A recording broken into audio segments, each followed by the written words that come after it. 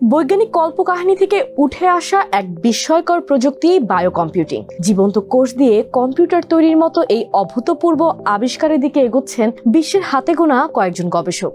এই অগ্রপথিকদের মধ্যে আছে সুইজারল্যান্ডের এক ঝাঁক বিজ্ঞানী। ল্যাবে ক্ষুদ্র মস্তিষ্ক তৈরির প্রক্রিয়া বেশ এগিয়েছে বলে দাবি তাদের। এই বৈপ্লবিক ধারণার স্বপ্নদ্রষ্টা ফাইনাল স্পার্ক ল্যাবের সহ প্রতিষ্ঠাতা ডক্টর ফ্রেড জর্ডান। তিনি বলেন, এই প্রক্রিয়ায় মানব ত্বকের কোষ থেকে পাওয়া স্টেম সেল ব্যবহার করে নিউরন তৈরি করা হয়। নিউরনগুলো গুচ্ছাকারে জমাট বেঁধে অর্গানয়েড নামে পরিচিত হয়, যা দেখতে ক্ষুদ্র মস্তিষ্কের মতো। বেশ কয়েক মাস ধরে এই প্রক্রিয়ার মধ্য দিয়ে যাওয়ার পর অর্গানয়েডগুলোকে ইলেকট্রোডের সঙ্গে যুক্ত করা হয়। এই সংযোগের মাধ্যমেই শুরু হয় ইলেকট্রনিক ও জৈবিক সংকেত আদান প্রদান। তার মতে এটি মূলত মিনি কম্পিউটারের মতো ব্যবহারের একটি প্রচেষ্টা। তবে অনেকের কাছেই এই ধারণা অদ্ভুত মনে হতে পারে। একটি নিউরনকে একটি ছোট মেশিনের মতো ব্যবহারের কথা বললে মানুষের মস্তিষ্ক এবং এর কার্যক্রম ধারণার বিষয়ে অনেকেই প্রশ্ন তোলেন।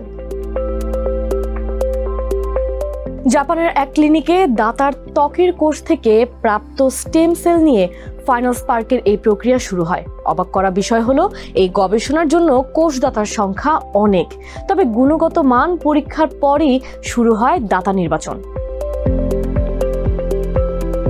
অর্গানয়েডের নিউরনগুলোকে উদ্দীপিত এবং নির্দিষ্ট কাজ আদায় করাই এই গবেষণার প্রধান লক্ষ্য। এই প্রযুক্তির শক্তি ও দক্ষতার সম্ভাবনা অনেক বেশি। বর্তমানে এআই সিস্টেম পরিচালনায় বিপুল পরিমাণ পানি ও বিদ্যুতের প্রয়োজন পড়ে। এর চাহিদা সর্বনিম্নে নামাতে সক্ষম বায়ো কম্পিউটিং। বায়ো কম্পিউটিং এর বাধাও অনেক। ইম্পেরিয়াল কলেজ লন্ডনের অধ্যাপক সাইমন শুলস বলেন, মানব মস্তিষ্কে রক্তনালী আছে যা একে ভালোভাবে কাজ করতে পুষ্টি সরবরাহ করে, কিন্তু অর্গানয়েডগুলোতে রক্তনালী নেই। তাই একে দীর্ঘ সময়ের জন্য জীবিত রাখাই এখন বড় চ্যালেঞ্জ। অর্গানয়েডের জীবনকাল 4 মাস পর্যন্ত বাড়াতে সক্ষম হয়েছে ফাইনাল স্পার্ক।